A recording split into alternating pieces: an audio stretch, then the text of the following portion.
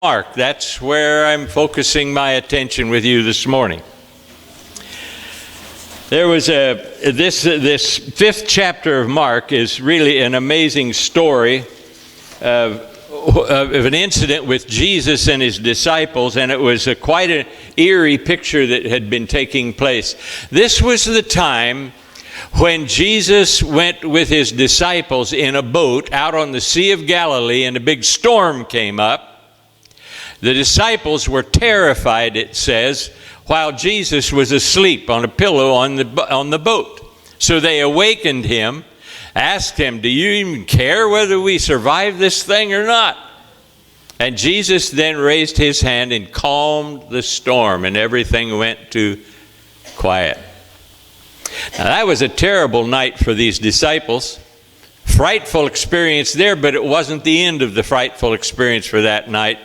Because then they went on across the lake to the side of the Sea of Galilee, and at that point, we've been there and seen these caves that have been washed out through the centuries at the far end of the lake, and there they met a man who was demon-possessed, wandering around in those caves in the hills there, and that was also a quite terrifying scene for them. Let me read with you in the 5th chapter of Mark the story of what took place there when Jesus met his disciples, met this demon-possessed man with his disciples there. So here's the story. They went across the lake to the region of the Gerasenes, and when Jesus got out of the boat, a man with an evil spirit came from the tombs to meet him.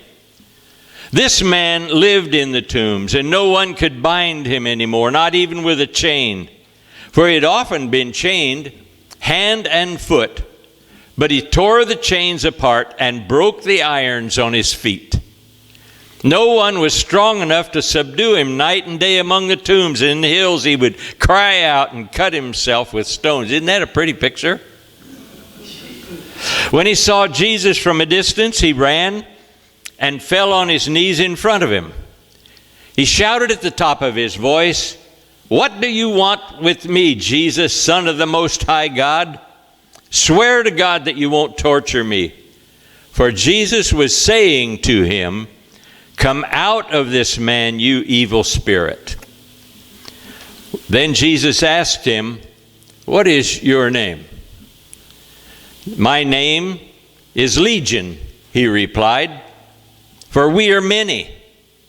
And he begged Jesus again and again not to send them out of the area.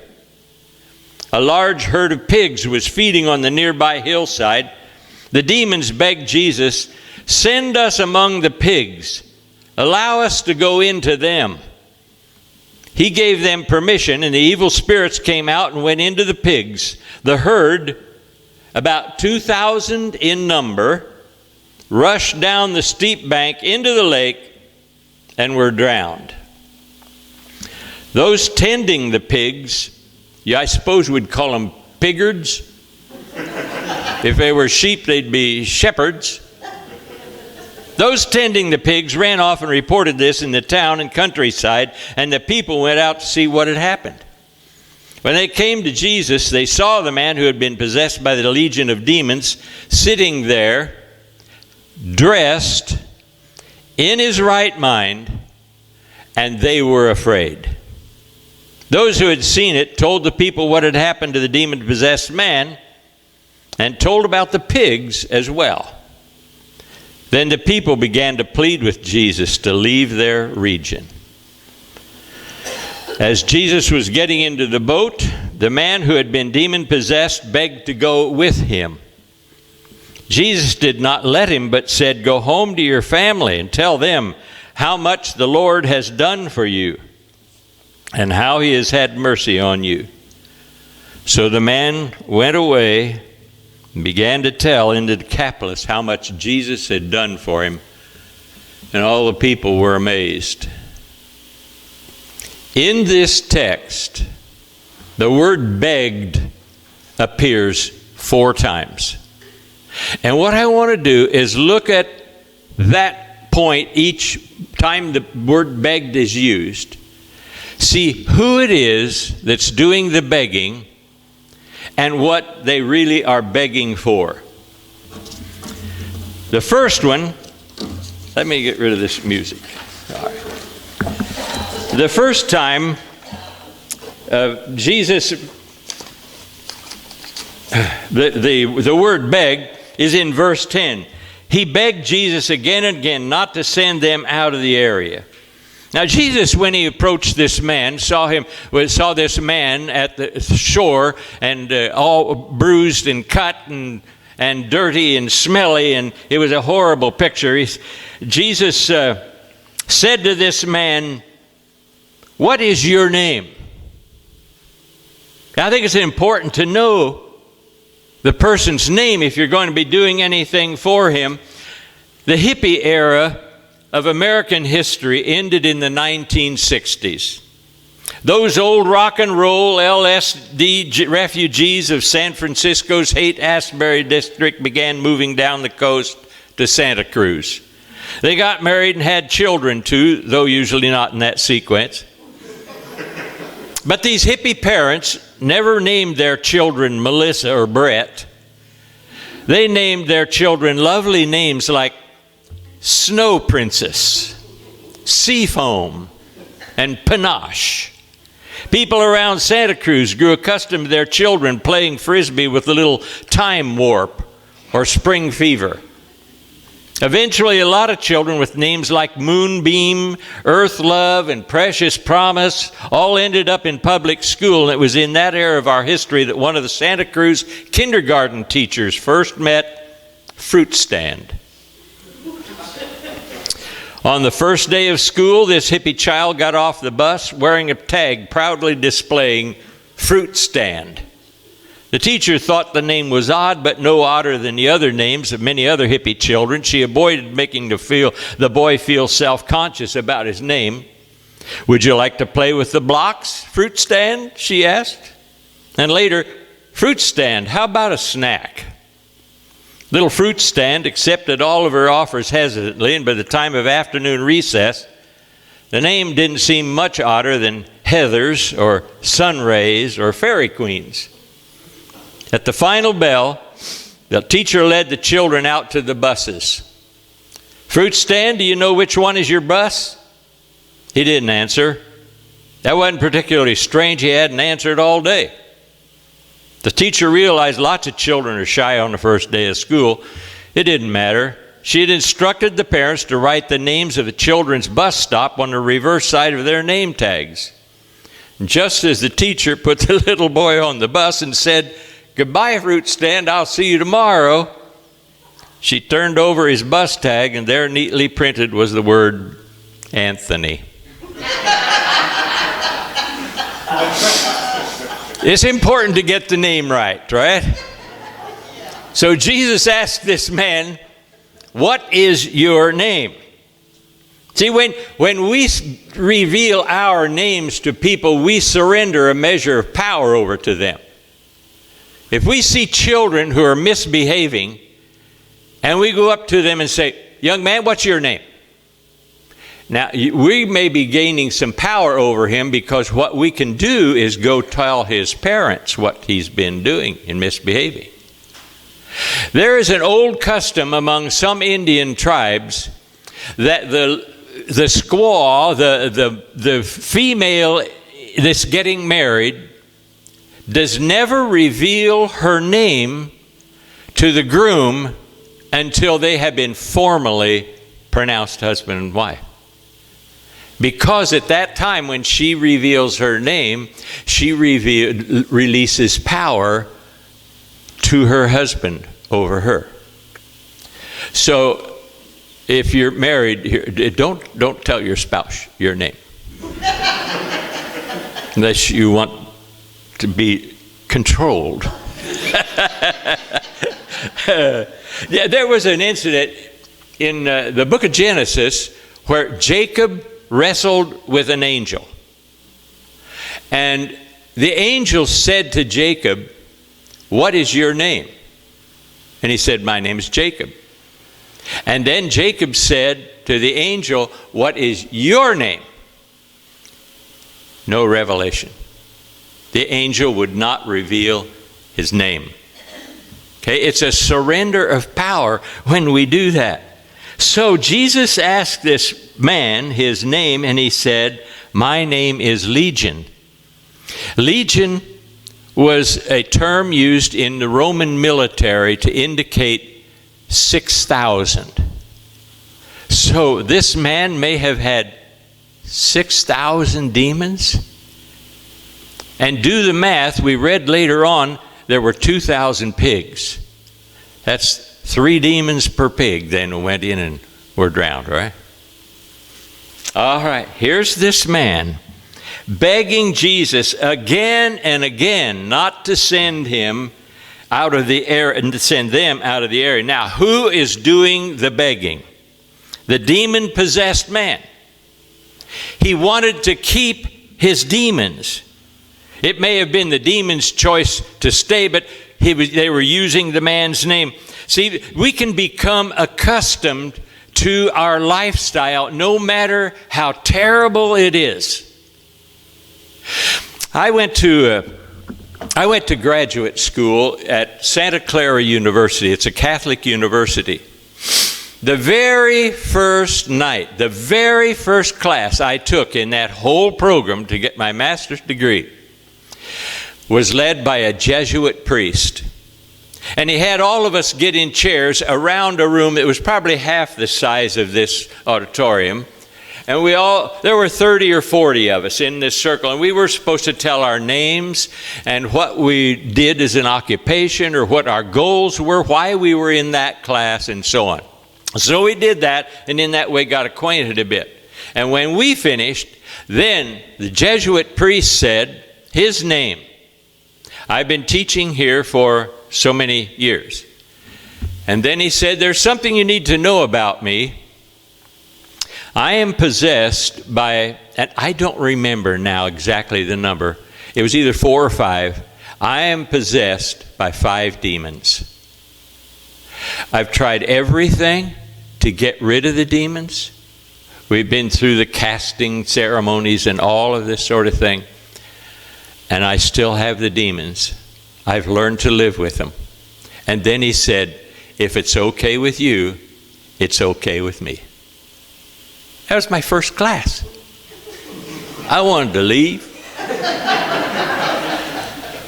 But I wanted the degree too. I had to have that class. Now, what about this? Is it possible that you can become just so comfortable living with demons that you don't even want them to leave? That's the way it was with this man, because it was easier for him to hang on to them since he'd become accustomed to them than to get rid of them. It may be true for some of us, maybe not having demons, but having sin in our life, resent any effort to change us because we've become accustomed to living with our sin. You know what's worse than demon possession? Enjoying demon possession or becoming comfortable with demon possession. There's a line in an old play that says, so long had he been in prison that he and his very fetters became friends. So long have we been involved in this sweet misery of sinfulness in our lives that we've become friends. And I hear this, or have heard this through my years of ministry. It goes something like this. If I become a Christian, will I have to give up whatever? Can I be a Christian and still do whatever it is that I have been doing that isn't consistent with the Spirit of Christ? It's okay for you, but not for me. Or I'm not ready right now, maybe someday, because I suspect that if Christ comes in, some of what I enjoy in my life will have to be cast out. So here's the question for you. What am I clinging to that limits what Jesus wants to do for and through me? That's a question for you to ask yourself. What are we holding on to that hinders Christ from being everything he wants to be through us? What am I keeping that hinders his blessing in my life? The second time this word begged is used is in verse 12, which says, the demons begged Jesus, send us among the pigs. Allow us to go into them. Now who's doing the begging? It definitely is the demons. And they are aware of Jesus' power over them. They had no idea that if Jesus did something that they wanted him to do for them, it would lead to their destruction. They would say, whatever you do, don't send us into that lake. There was an old understanding from historians that demons hated water. No, there are a couple places in Scripture that Jesus talks about demons wandering in arid places, dry places, because they were afraid of water for some reason. The demons said, don't send us into the water. Send us into the pigs, not realizing that the pigs would go into the water. They had a better idea. See, they had a better alternative than doing what Jesus wanted them to do. And I think that's true for some of us. Our alternatives to Jesus in our lives are equally destructive to us. We've made some bad choices that have had bad endings. Some choices that we knew at the very beginning were contrary to what God would have us do. Rather than surrender to Jesus, we create our own alternatives. I get my life, my pleasures not from Christ. I get my pleasures from drugs, sex, money, witchcraft, some new thrill, a strange religion.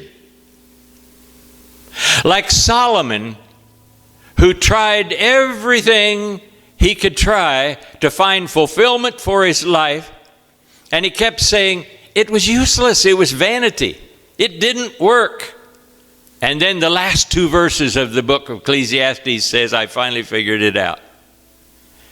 Follow the commands of God. See, let God have his way with us. I can substitute my way, or I can accept his way. Choose to rush with the pigs rather than to be cleansed by Jesus. So here's a question for us now.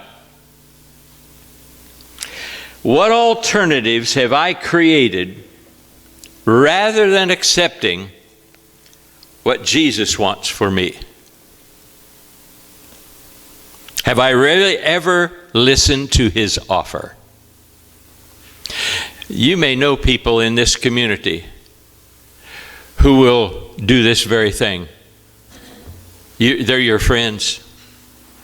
They're not going to give their lives to Jesus. They're not going to become a part of the church because they found a better way. A better way. There's a third use of the word begged in here. Verse 17. Then the people began to plead with Jesus to leave their region. And I don't know why it's translated plead with. It's the same word, begged. They begged Jesus to leave their region. Now, who were these people? They were the people when Jesus healed this man from demon possession. And the witnesses there went into town and told the people, you got to come out and see what happened here. You're not going to believe this. And a whole crowd of people followed the ambulance, you know, the sirens, out to see where the fire was or whatever, to see what happened out there that was so spectacular. These people that saw it went into town and told the people, and they saw, it interests me that what it says that the people saw when they came out. They saw the man who is demon-possessed. They know he's been strong from the demons tearing up iron chains that held his hands and feet. They know he's been wandering through the hills and screaming, cutting himself, a bloody mess. They know he's like that. And they came out, and it says they saw this man in his right mind. And he was sitting, and he was dressed. You know what else they saw? No pigs. Where are our pigs? They're more concerned about their pigs than they are something good happening for this man. See, because of this man, Jesus, we've lost our pigs. Where were their values? It seems unreasonable to us that they would even think that way. You'd think they'd be pleased at what they saw happen to this man. But the salvation of that man cost them their property and their routines. I'm sure this is a true story because I know some of their relatives. I prefer no moral improvement if it's going to cost something. I remember, I don't know, I must have been a child. Anyway, I saw a TV program, an old Western. And it was a town that was full of violence. There was always shootings going on, and they had a little church like this in their community, and very few people attended the church services, and mostly it was just the women and children. Men were in the bars.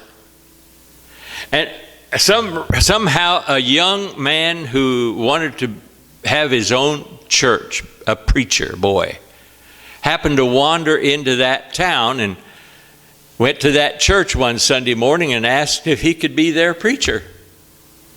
So they hired him. And the people loved him. And they began telling the people in town about him, and they started coming to church. And more people came to church, and even the men started coming to church. And the bar owner, the saloon owner, was losing business. And the story in this TV program was how the owner of the saloon was trying to find somebody who would run that new pastor out of town. Kill him if you need to, but get rid of him because he's costing me money. That's the kind of people that were here with Jesus that day to see what he had done. No moral improvement if it's going to cost me something. I'd rather not have Jesus if it's going to cost something, or if I have to change my habits or routines or style or even my associates. And it's true that change does cost something. And I've known people who were like those people from the city. I would, but if I did, I'd have to give up whatever. So here's a question for us. In what areas or matters in my life, what has Jesus, where would I have the wrong values? In what areas? What are the pigs in my life that I don't want to give up in order to receive God's blessing on my life? That's for you too. Well, the last time it's used, verse 18. The man who had been demon-possessed begged to go with him. That's with Jesus. See, that's the man who's now healed, free of the demons, in his right mind. He wanted to stay with Jesus. Wherever Jesus went, I want to go. Leslie Weatherhead, who was an old preacher years back, made this statement that I read one time and put in. It said, "He who tastes of life-giving water wants to linger at the well. Got it? He who tastes of life-giving water wants to linger at the well, where I received something good. Why would he want to stay with Jesus when he could be reunited with his family and friends? And so we see, we don't really know who this man was. He might have been a farmer, might have been a businessman in town. Since he was demon-possessed, he might have been an Oakland Raiders fan. They don't have any of those here, do we? Not now, anyway. They left. We don't know who he was. But he could have stayed there and taken care of pigs again if they wanted to hire him. But maybe it was just because he was so grateful for Jesus and what he did for him, he just wanted to be with him. Or maybe it was a fear that there would be a recurrence once Jesus left. New demons would come back and enter him again. But Jesus refused this man, and he told him to go back to his family and witness for Jesus. He wasn't a theologian or a scholar. He didn't have a Bible college degree. All he knew was what Jesus did for him. And it says, this was interesting too, it says he went to the Decapolis and told people what Jesus did. The Decapolis is an area in the land of Israel of 10 cities.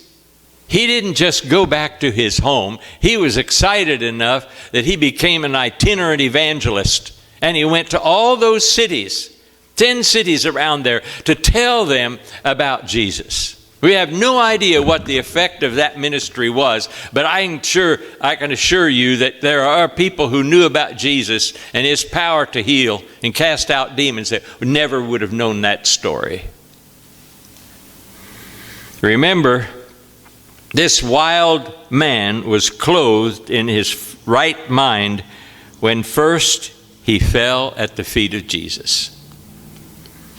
And Jesus said to him, "You go tell people how beautiful life has become when God shook hell's dirty hands off of you.